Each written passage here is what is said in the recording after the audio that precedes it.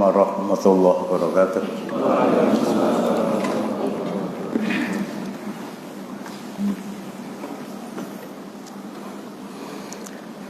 Innal hamdalillah nahmaduhu wa nasta'inuhu wa nastaghfiruhu wa nastahdihi wa natubu ilaihi wa na'udzu billahi min syururi anfusina wa min sayyiati a'malina may yahdihillahu fala mudhillalah wa may yudlil fala hadiyalah wa asyhadu an la ilaha illallah wahdahu la syarikalah wa asyhadu anna Muhammadan abduhu wa rasuluh ya ayyuhalladzina amanu taqullaha haqqa tuqatih wa la tamutunna illa wa antum muslimun ya ayyuhan nasu taqu rabbakumul ladzi khalaqakum min nafsin wahidah wa khalaqa minha zawjaha wa batha minhuma rijalan katsiran wa nisaa wattaqullaha alladzi tasaaluna bihi wal arham innallaha kana 'alaikum raqiba ya ayyuhalladzina amanu taqullaha wa qulu qawlan sadida yuslih lakum a'malakum wa yaghfir lakum dzunubakum wa may yuti'illaha wa rasulahu faqad faza fawzan 'azima. Amma ba'du fa inna astaqal hadithi kitabullah wa khairal hadi hadiyu Muhammadin sallallahu alaihi wasallam wa syarrul umuri muhdatsatuha wa kullu muhdatsatin bid'ah wa kullu bid'atin dalalah wa kullu dalalatin finnar. Ikhwani fillah asyhadakumullah, ada yang meminta supaya apa yang diucapkan atau ditulis oleh Imam Abu Abdullah Al-Qurtubi, fa innar rajula yawaddu ayyakuna waladahu wa ayyakuna waladu khairan minhu wal akhu la yawaddu dzalika li akhihi. Seorang laki-laki, tepatnya seorang bapak, itu ingin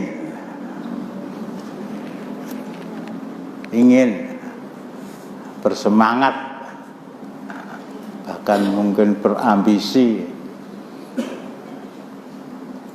agar anaknya itu lebih baik dari dia. Kemudian lulus SMA, anakku harus lulus S1, bahkan S2, bahkan S3.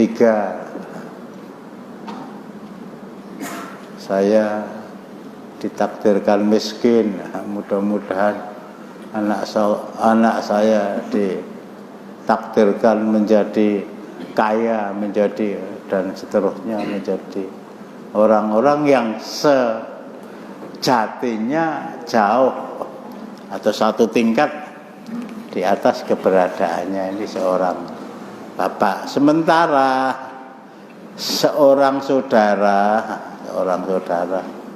bisa jadi kakaknya laki-laki atau perempuan, adiknya laki-laki atau perempuan, layawatu tidak ingin hal itu terjadi pada saudaranya.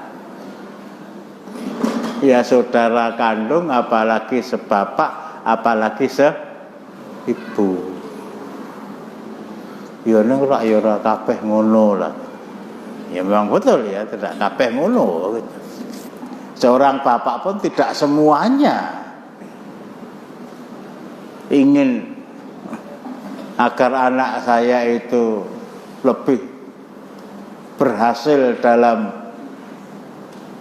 segalanya. Tidak.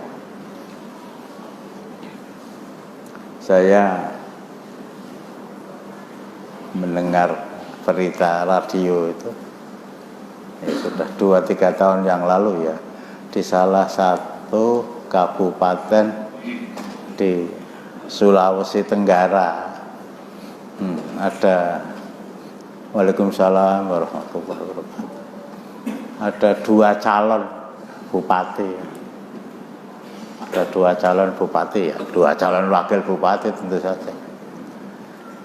Calon bupati yang satu dengan calon bupati yang lain itu antara ibu dan anak.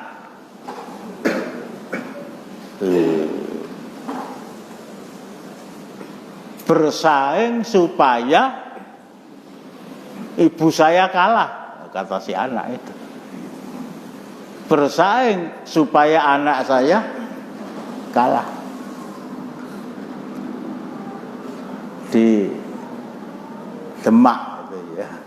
Seorang anak perempuan menggugat ibu kandungnya ke pengadilan. Ada juga begitu. Nah, kalau ini saya kaitkan dengan kata-kata Allah yarham Usamah bin Laden. Al-ummu la taqtulu ibnaha li ajli ta'am lakinnaha taqtulu ibnaha li ajriyasah. Seorang ibu itu tidak mungkin membunuh anaknya, tidak mungkin membunuh anaknya karena urusan perut. Karena urusan perut. Orang ibu tidak mungkin membunuh anaknya karena makanan. Ya, anak ngentek ke pangan paten itu lah, begitu. Tetapi sangat mungkin seorang ibu itu membunuh anaknya, dalam artian saya perluas, seorang ibu itu mencelakakan anaknya karena masalah kekuasaan. Nah, itu yang saya contohkan tadi. Ibu nyalonkan jadi bupati, anak juga nyalonkan jadi bupati. Ini bukan sandiwara, bukan.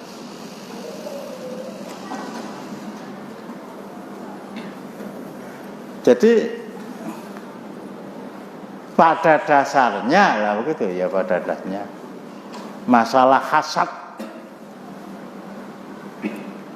serian, ewan, apalagi kalau yang di kepala saya itu uwan lah.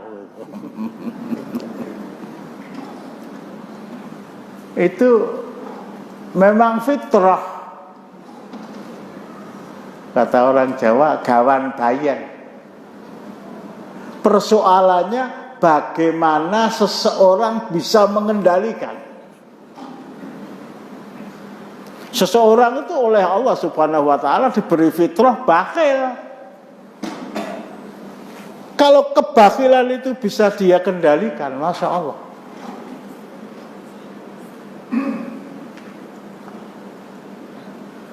Ada seorang tabi'in ya, namanya Qais. Waalaikumsalam warahmatullahi wabarakatuh. Qais bin Sa'ad bin Ubadah. Sa'ad bin Ubadah bin Somit ini pimpinan Ansor. Bapaknya Sa'ad bin Ubadah itu yang dipilih oleh orang-orang Ansor untuk menjadi pengganti Rasulullah. Ya, akhirnya terjadi dialog yang agak memanas antara Muhajirin dan Ansor, karena yang mempunyai hak untuk menggantikan Rasulullah hanyalah orang-orang Quraisy di Thaqifah Bani Sa'idah. Jadi Sa'ad bin Ubadah itu punya anak namanya Qais. Dermawan sekali. Sampai akhirnya dia diuji oleh Allah, menderita sakit.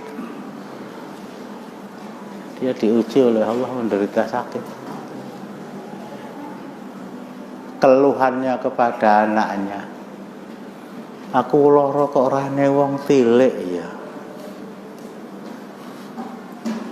Aku lara kok ora ane wong tilik. Apa aku kuwi dudu sedulure?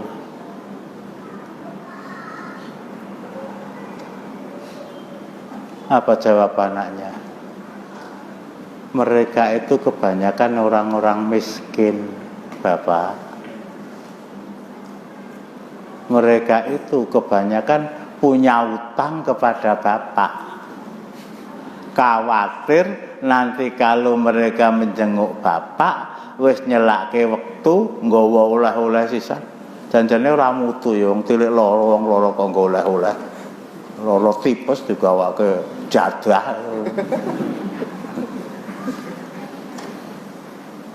Yang dibutuhkan orang sakit itu obat. Yang dibutuhkan orang sakit itu obat. Semua obat itu mahal kecuali obat nyamuk. Jadi paling praktis dilek wong lara kuwi dioleh-oleh duit. Nek iso ya gambare Bung Karno karo Bung Hatta. Ora iso ya gambare Gusti Ngurah Rai. Enggak bisa ya gambarnya 20.000 piro sapa? Ora mudeng ora doyan duit pakanane juren. Oto Iskandar di Natal. Ya, silahkan. Waalaikumsalam warahmatullahi wabarakatuh. Mereka takut kalau mereka tilik Bapak terus disikapi dengan sikap yang tidak pas karena diutang. Apa jawab Qais itu? Nanti setelah sholat maghrib umumno sing duwe utang karo Qais kabeh dibebaske, ora sah bayar. Diumumkan betul. Wah, masya Allah itu jadi sampai diterangkan pintu rumah ngantek arep semplok sebab wong tilik iki wah uyul-uyulan ora karuan. Ini masalah. Orang itu diberi gawan bayi. Bakhil tadi. Bahkan seandainya kalau menggo atuh ya ini. Seandainya coba kita buka surat ke-17. Ayatnya 100 gampang ingatnya.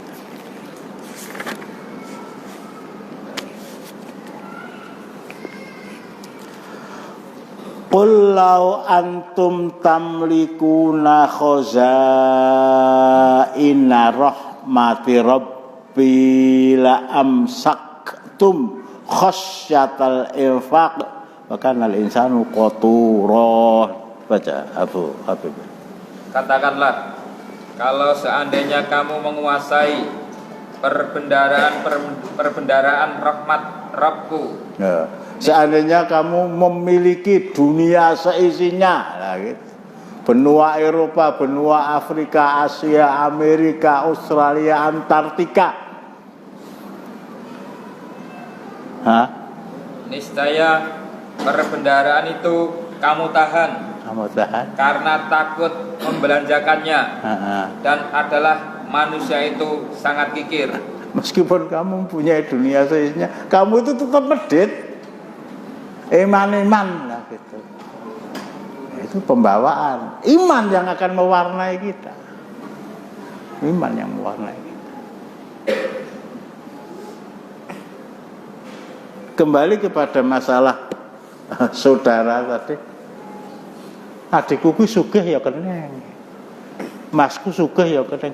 Ning aja nganti sugihe ngalahke sugihku. Lah kowe senenge karo bapakmu jenenge Sugiyo kok ya. Lah di sini. Sehingga ya anak barep, anak nomor loro, anak nomor telu, anak nomor piro. Itu kalau ada saudaranya yang nilai-nilai dunianya agak menjulo, Itu hati itu mak grek. Mak grek ini akan dilanjutkan apa tidak? Tolong itu yang di luar bawa anak ya. Ini ojo senden. Ojo senden. Nah. Bagaimana bisa ngeker diri?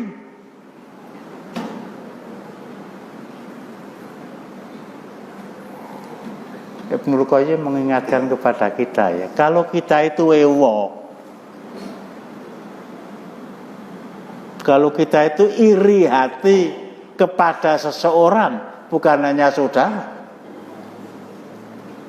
karena kelebihan dunia wiyah yang diberikan Allah kepada dia, berarti dia itu protes sama Allah. Medeni ora itu. Protes sama Allah. Ini kalau bahasa orang Jawa, Gusti Allah ki piye iki? Aku anak mbarep. Nah, kalau saudara ya. Mosok rezekine kalah karo anak nomor loro, apa meneh anak nomor 3, apa meneh anak nomor 4. Gusti Allah ki radel. Medeni to ya. Tapi sekali lagi fitrah tadi diberikan kepada seseorang. Dan ini ujian. Bagaimana dia mampu untuk menahan diri.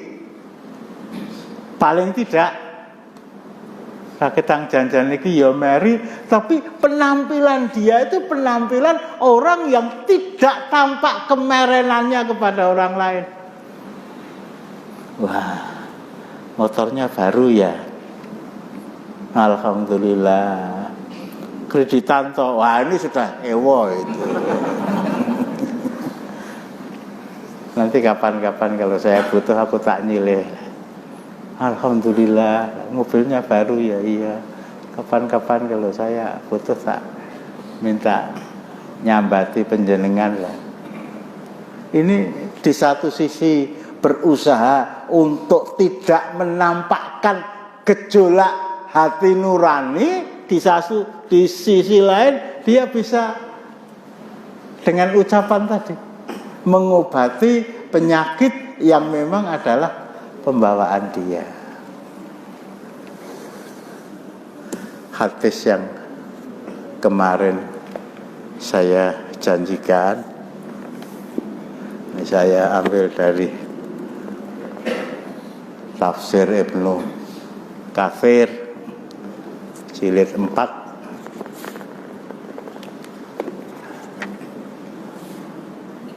halaman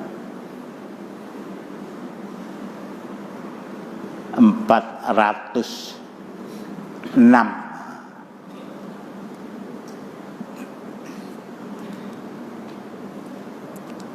Dari Anas bin Malik radhiyallahu anhu, kunna julusan ma'a Rasulillah sallallahu alaihi wasallam. Kita sedang duduk-duduk bermajelis bersama Rasulullah sallallahu alaihi wasallam.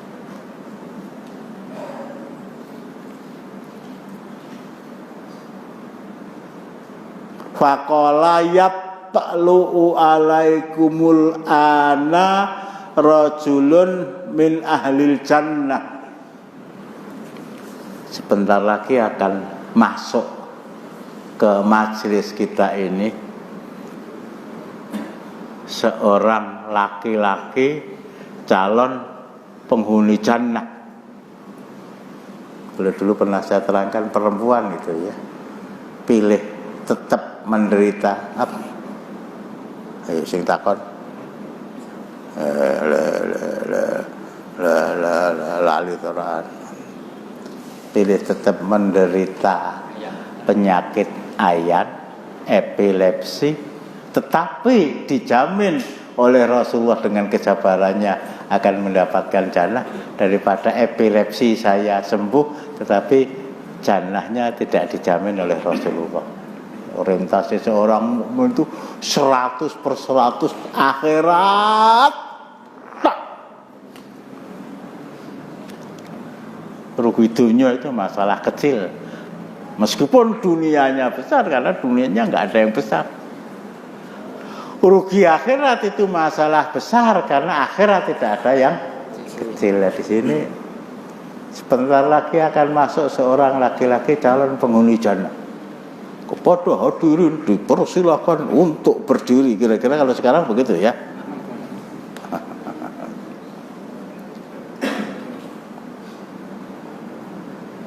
Pinanganten sarimbit kairing dening pangobyong badhe mlebet dateng mana? Ya nggak mungkin ke WC ya. Wis mo pawiwahan tumateng para tamu kasuwun jumeneng. Berdiri enggak kita? Enggak. Islam enggak ngajarkan seperti itu. Rasulullah mau masuk semuanya berdiri, gerak, enggak ada. Saya ingatkan itu ya. Lah, jagong mantan kabeh ngatek aku radio, monggo aku ning pinggir. Ya ora apa-apa. Monggo ora disukuh ya. Sumbangane dijaluk meneh to ya.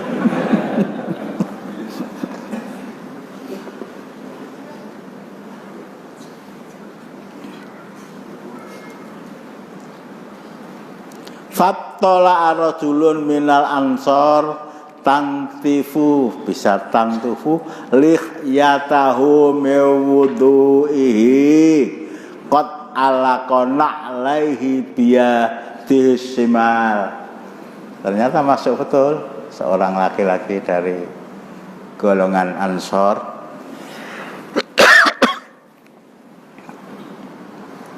Assalamualaikum. Dari jenggotnya di jenggot nanti. Orang ler ya apa-apa. Itu sunnah Rasulullah. Saya baca dalam Al-Islam ya, tulisan Said Hawa itu. Saya dapati lebih dari 20 hadis tentang jenggot itu. Semuanya sahih. Yang kesimpulannya wajib seorang laki-laki itu memelihara jenggot. Langkut diarani teroris, diarani ya ora apa-apa ta ya kurten. Aku keneng ya, nang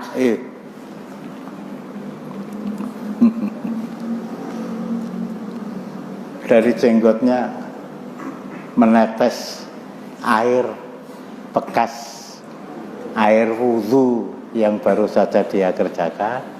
Sementara dia memegang atau membawa sandalnya di tangan kiri.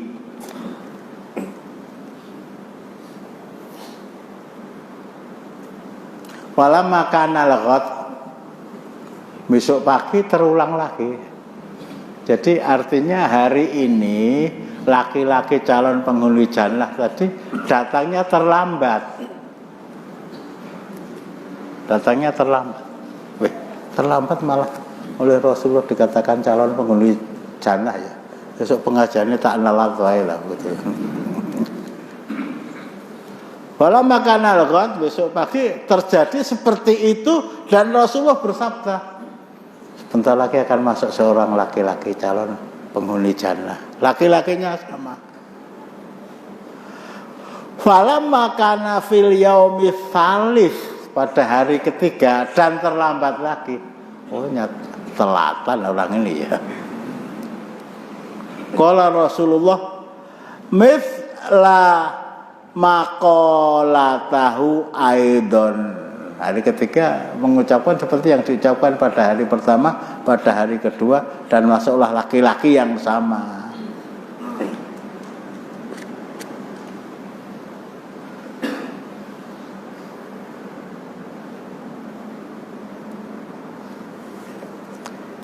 Ini dalam riwayat lain saya pernah temukan seorang sahabat ahli tahajud ini, Abdullah bin Amr bin As radhiyallahu anhuma.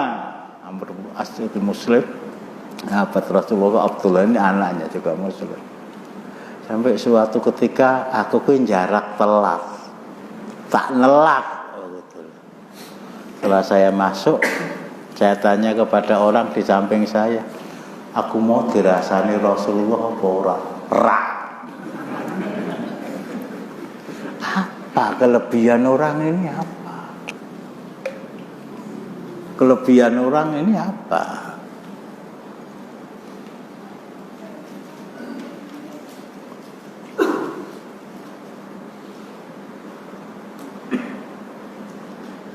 Ketika Rasulullah Sallallahu Alaihi Wasallam berdiri meninggalkan majelis, artinya majelis itu sudah berakhir. Falamma qama Rasulullah Sallallahu Alaihi Wasallam tabi'ahu Abdullah ibni Amr bin As faqala. Ketika Rasulullah pulang, laki-laki tadi dikuntit sama Abdullah. Masa orang kenal ya, sahabat Rasulullah kan pernah saya terangkan ya, jumlahnya di atas 100.000 orang, sekitar 114 sampai 124.000 orang. Jadi kalau sampai ya nggak kenal ya sesuatu yang bisa dimaklumi. Faqala inni la khaitu abi fa aqsamtu anni la adkhulu alai salasan. Saya agak ya berbeda pendapat dengan bapak lah. Saya agak dimarahi oleh bapak sehingga saya bersumpah 3 hari saya tidak akan pulang ke rumah. Anila adkhulu alai salasan fa in ra'aita an tu'awini. Kalau boleh mbok saya tak nginep di rumah sampeyan. Oh silakan. Nah gitu. Pintu rumah saya terbuka untuk siapa saja yang ingin menginap. Akhirnya nginap di rumah dia. Tujuannya bukan mau cari sarapan gratis, bukan ya. Ingin memantau apa kelebihan laki-laki ini. Kok sampai 3 kali Rasulullah mengatakan yang akan masuk ke dalam majelis kita ini seorang laki-laki calon penghuni jannah, apa kelebihannya?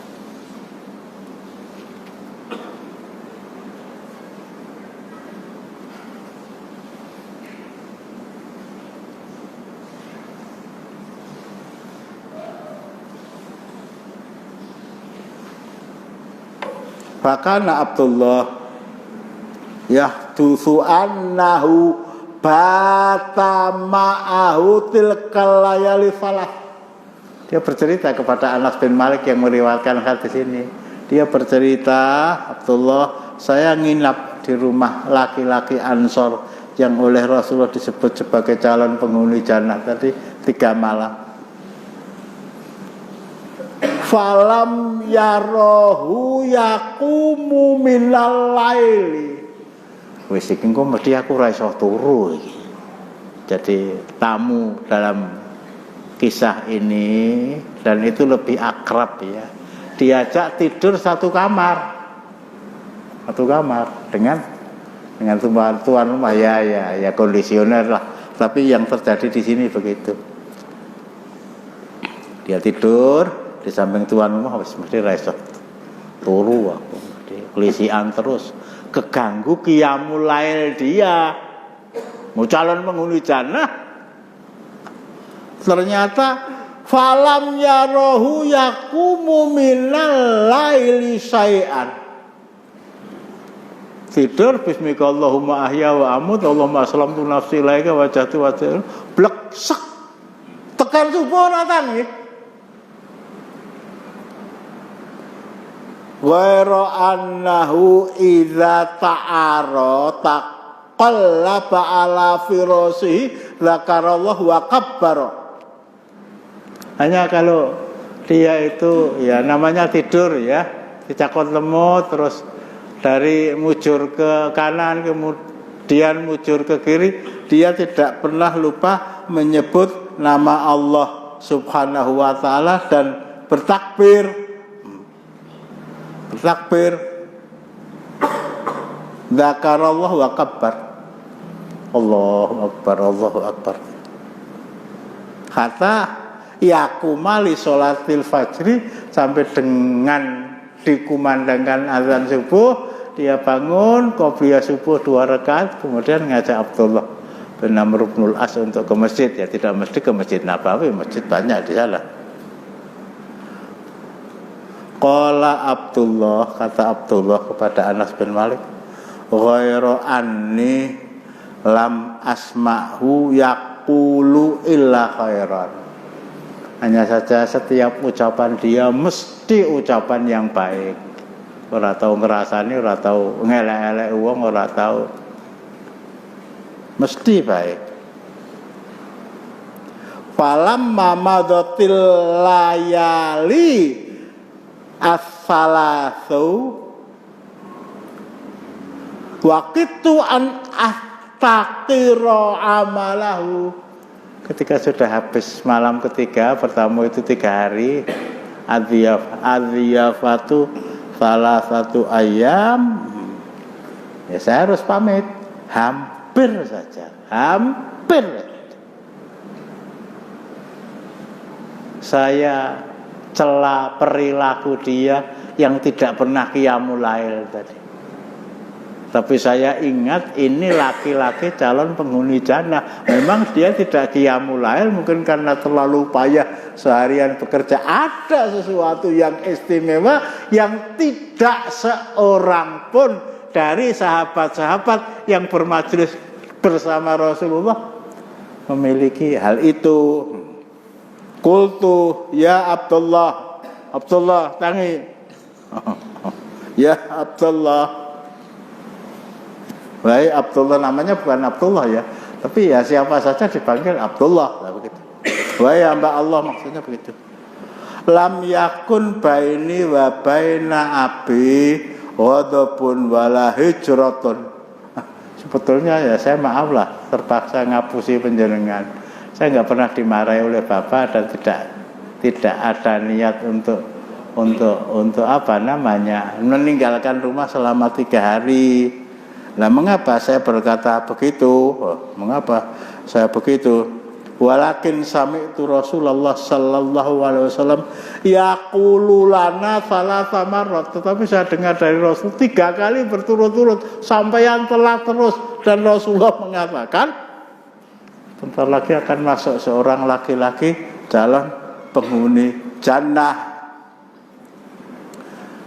Fatola'tu amtas salasa marrat fa'aradtu an awiya ilaika li'andura madza amalaka fa'aqtati bik. Jadi saya minta untuk nginap di rumah sampeyan 3 malam itu, mau memantau apa kelebihan amal yang Anda lakukan selama 3 hari. Kok enggak ada yang istimewa sama sekali? Ini ahli tahajud ya. Tahajudnya kalau aku malah kalah nih, karena sing di rumah tahajud, aku ya tahajud kira-kira begitu.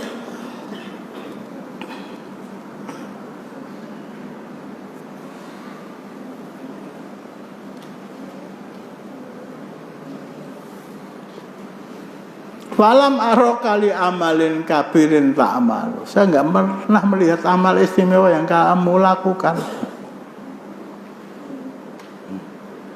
Sementara Rasulullah mengatakan seperti itu. Jadi apa sebetulnya amal Anda? Apa jawab dia? Qala ma huwa illa ma ra'aita. Ya itulah yang kamu lihat. Saya enggak bikin-bikin, enggak ngada-adakan. Turu ya turu, blek set tangi ya subuh. Tapi kalau ngomong mesti yang baik, jujur. Ya enggak ada kelebihannya. Falamma walaitu, ya sudah kalau begitu saya pamit. kecelek ya. Bojone burik.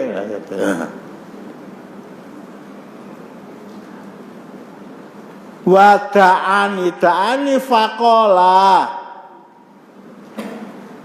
iyahu. Ketika saya pamit beberapa langkah meninggalkan rumah, laki-laki tadi mengundang saya, balik nak, Cak Bagus, pemuda ini.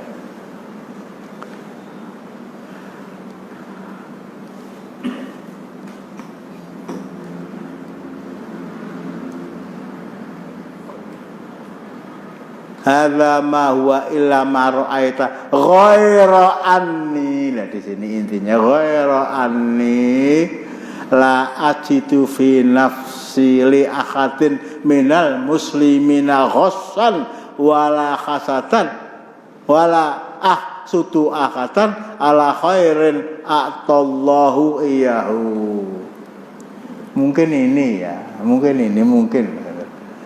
saya itu tidak pernah ngiri, tidak pernah hasad kepada orang Islam yang oleh Allah dikaruniai nikmat belas lahir batin, bukan basa-basi, bahasa yang mungkin bisa saya pergunakan untuk memantapkan. Apabila ada seorang mukmin itu dikaruniai nikmat, saya sudah mengucapkan alhamdulillah sebelum dia alhamdulillah.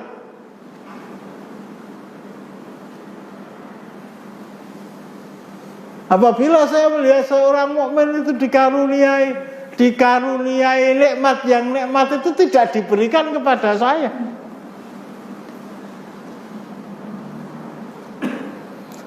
itu saya alhamdulillah dan mengucapkan tambahan saya ini ya, selamat kepada dia. Sebelum dia alhamdulillah, sebelum dia bersujud syukur, malah syukuran. Syukuran ku ulangannya siapa tahu? Tembunge iki wis cetha ya akikah. Titik. Itu motong kambing ketika punya anak pada hari ketujuh, nek lanang boleh wedhus loro, nek wedok boleh wedhus siji. Itu masih sering dapat dari ustaz-ustaz itu. Tasakuran akikah. Tasakuran ki lek ngulang sapa? Apa ora kene ya keneng iki kok dadak nganggo tasakuran.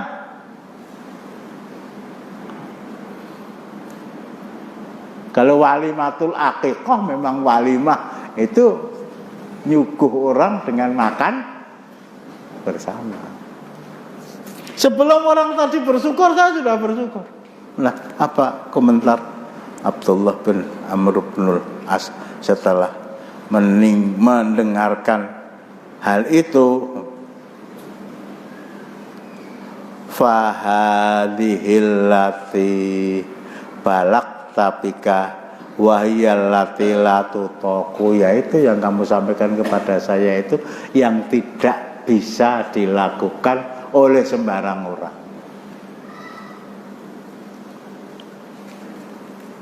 Sekali lagi saya katakan abot, tapi abot itu tidak berarti mustahil. Tidak berarti mustahil. Kemampuan kita ngeker diri kita untuk tidak menampakkan kepada orang bahwa kita itu iri kepada sesuatu yang diberikan Allah kepada dia dan tidak diberikan pada saya. Ini mudah-mudahan sudah suatu prestasi. Kalau itu kita latih terus, akhirnya kita bisa menjadi orang yang tersebut di dalam hadis ini. Kadang-kadang orang itu berpikir, aku kejanjane keluyaku opo gitu ya. Maaf ya kalau saya boleh mencontohkan diri saya. Pinter ya ora pinter, sugih ya ora sugih. Satu-satunya kendaraan roda 2 yang saya miliki itu umurnya berapa tahun ya? Sampai 48 Pak Agus 49 nanti 5 Kamu 38. 44 ya, umurnya padha karo Vespaku iki.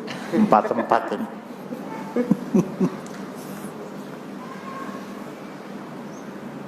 ...78 seperti ini. Itu luar.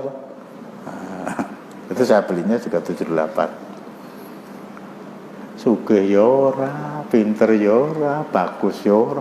Walah masyaallah ya. Kalau ganjelan hati kita turuti, bisa stres sih. Saya ingat kepada sabda Rasulullah dan itu diwasiatkan bapak saya.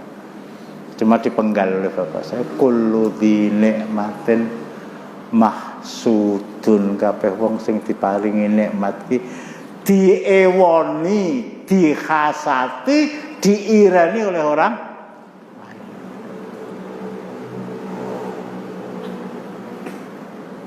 Bagaimana untuk menangkal itu? Lah gitu ya. Kalau saya boleh sampaikan rahasia yang saya lakukan. Tekno wae. Tidak usah ditanggapi. Wes arep ngelek-elek, arep mitnah, arep ngantek lambene suwek tekan kuping. Diamkan aja. Engko ora kesel dhewe. Nah, tapi mareme nek dijawab ya itu kata setan. Betul.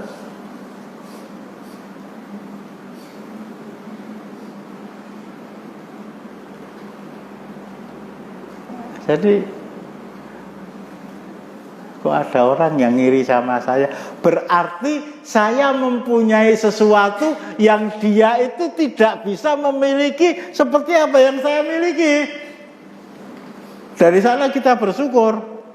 Alhamdulillah, berarti saya mempunyai sesuatu. Loh, sesuatu itu apa? Terus rasa digoleki, kok ndak malah kementus. Ke sana. Sekali lagi kita diberi gawan ya. Lahir diberi gawan tadi. Medit, hewan dan seterusnya, tapi iman yang diberikan oleh Allah setelah kita dewasa itu akan bisa menangkal segala. Sampai di sini mungkin ada yang ganjel. Itu sekali lagi manusiawi ya, itu manusiawi. Tetapi tidak manusiawi nek dituruti jumbuh karo karepe setan.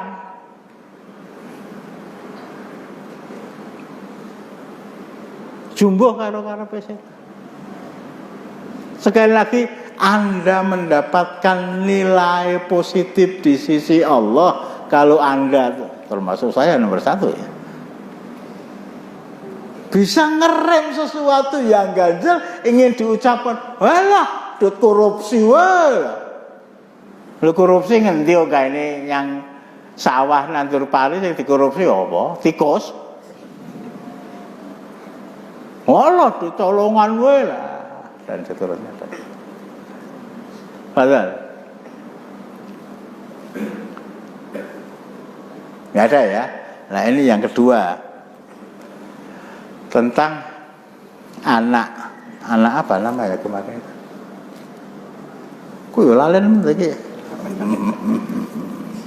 Anak bapak ada anak ibu, ada emak, anak emas. Boleh nggak seorang bapak itu mempunyai anak yang anak itu dijadikan anak? Ya itu tadi anak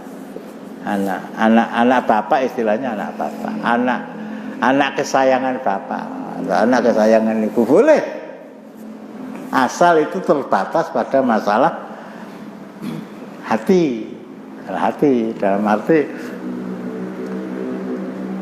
ya lebih menyayangi si A daripada si B, tapi makan lauknya sama, diajak bepergian juga sama, diberi. Ini masalah lahiriah kaitannya dengan ayat 129, walan tastati'u an ta'dilu bainan nisa'i walau harastum. kalian tidak akan mungkin bisa berbuat adil terhadap istri-istrimu meskipun kamu berusaha, nggak bisa. Rasulullah sendiri, Allahumma hadza qismi fima amliku wa ana la amliku fima tamliku. Ya Allah, inilah bagian yang diberikan Allah kepada saya, istri-istri saya. Khadijah wafat, nikahi Saudah belum wafat, nikah dengan Aisyah. Semuanya pemberian Allah. Ini istri-istri saya. Tetapi saya tidak memiliki sesuatu yang engkau miliki. Apa? Membagi cinta saya kepada istri-istri saya yang 10 ini. Kok 11? Khadijah sudah wafat radhiyallahu anha. Enggak bisa. Saya lebih cenderung untuk mencintai Aisyah daripada yang lain. Tetapi tetap hari ini malam Kamis umpamanya giliran Aisyah, besok Hafsah, besok Maimunah, besok enggak boleh di rumah Aisyah 2 hari, di rumah Hafsah 1 hari. Itu tidak adil seperti yang diinginkan oleh ayat 3 surat An-Nisa. Nah, apa kelebihan Aisyah?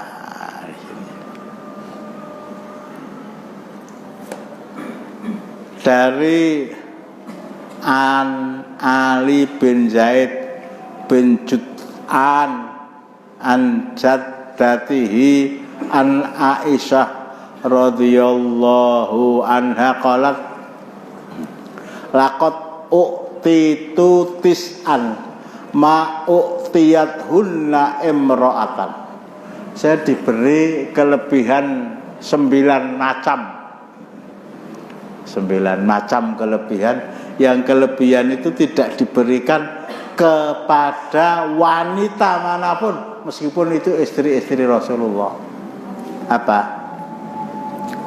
Laqad nazzala Jibril alaihi salam bisurati fi rohatihi hina amara Rasulullah sallallahu alaihi wasallam ayuzawwijuni.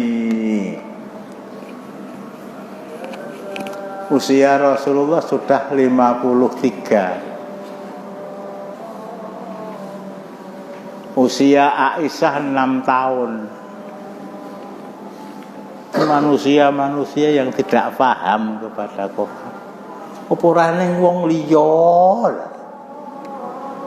Anak TK 0 kecil apa 0 besar itu 6 tahun itu loh. Ora nyambung blas piye ta? Pernikahan antara beliau Rasulullah sallallahu alaihi wasallam dengan Aisyah radhiyallahu anha itu perintah Allah. Itu perintah Allah. Jadi kalau persoalannya persoalan perintah Allah, saya selesaikan dulu ya. Laqad nazzala Jibril alaihi salam bisurati. Malaikat Jibril turun menemui Rasulullah membawa gambarku. Dalam keterangan lain, sebuah kain sutra berwarna hijau, di situ ada gambar saya, di situ Jibril mengatakan ini calon istrimu Muhammad. Perintah Allah itu dengan perantaraan Jibril.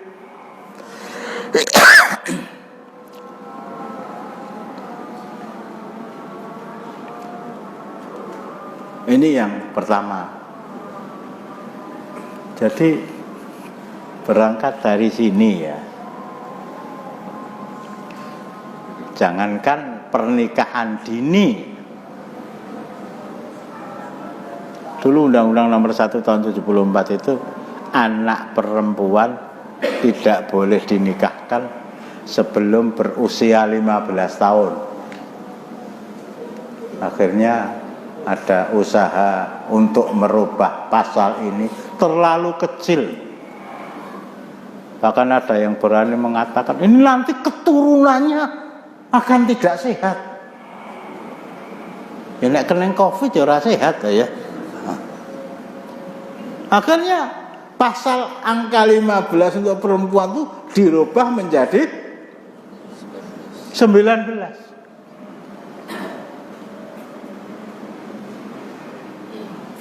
Apa DPR ki ora eneng kiyaine.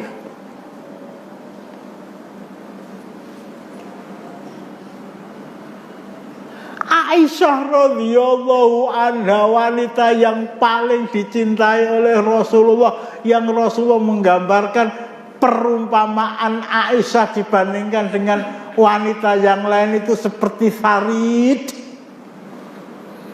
makanan yang sangat lezat dibuat dari tepung gandum yang nomor 1 dicampuri dengan daging yang nomor 1 dimasak oleh koki nomor 1, itu farid. Wanita yang lain itu cuma ya ke gudang lah gitu ya. Itu 6 tahun. Meskipun akhirnya Rasulullah bersama Aisyah, ada yang mengatakan 3-4 tahun kemudian, 8 tahun, 9 tahun baru tinggal satu rumah dengan. Tapi tetap 9 tahun. Berangkat dari sini saya baca fatwanya Syekh bin Bas ya, dulu ketua Lajnah Daimah lil Buhuthul Ilmiyah wal Ifta' Saudi, menikahi seorang wanita yang jauh lebih muda. Bahasa kita menikahi wanita dalam usia dini itu lebih bagus daripada yang sebaya. Kok gitu? Anda dengan mudah akan mampu mendidik istri Anda karena keterpautan usia, dan dia akan menjadikan Anda sebagai seorang laki-laki idola.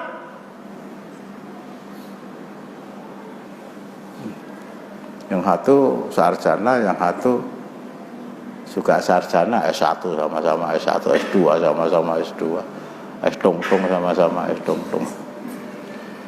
Arep masak we udur kok itu ya. Dalil semua itu. Apalagi kalau sarjana iya-iyan itu. Wah. Kulu wasrofu wala tusrifu. Jadi secara tegas dalam Islam itu tidak ada istilah pernikahan dini, tidak ada. Lah, ngapa undang-undang yang tidak dini tetapi juga tidak terlalu dewasa usia 15 tahun diwai kok diam saja? Lah, mungkin mereka wakil-wakil Anda ya di parlemen itu memang manusia yang berprinsip as-sumtu hikmatun. Diam itu hikmah. Silent is cool. Diam itu adalah emas. Jadi aku tak meneng wae. Ya sampeyan coblosen nah ben bisu suwe-suwe. Lah nek mati ra bisu ta ya. Ini satu. Islam tidak mengenal pernikahan dini. Memang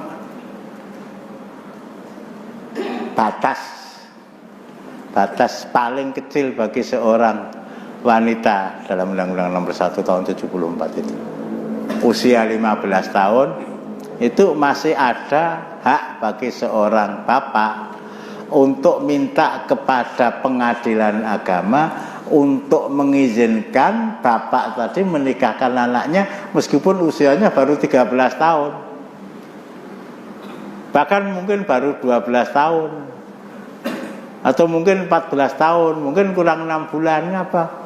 Teng pundi-pundi pun wirawiri Pak Hakim, atau teng mburi men ditunggoni wis rampung porong. Nek wis rampung lah dibuka saja. Lah berangkat dari ketakutan orang tua, nanti kalau terjadi apa-apa minta kepada pengadilan memberikan izin kepada bapak tadi dengan keputusan namanya produk dispensasi nikah itu ada. Dulu waktu 15 tahun. Nah sekarang ketika 19 tahun dispensasi nikahnya itu umur berapa? Ini beberapa hal yang mestinya bapak-bapak kita ya, yang menjadi pimpinan organisasi, yang menjadi wakil rakyat itu bisa menyelesaikan persoalan-persoalan yang ganjal bagi umat, tapi kok ya mungkin karena saya tidak pernah mendengar berita mereka melalui TV randuwe lah gitu ya. Itu akhirnya seperti itu. Jadi sekali lagi pernikahan antara Aisyah yang berusia 6 tahun radhiyallahu anha dengan Rasulullah yang berusia 53 tahun itu atas perintah Allah. Bukan karena Abu Bakar itu teman akrabnya kemudian anaknya saya nikahi. Ada kakak dia yang bernama Asma, tapi kok tidak Asma? Itu ketentuan Allah. Masih 8, kita lanjutkan yang akan datang. Saya ganjel. Gimana? Kok ngelentruk ini eleng apa toh? Cukup ya?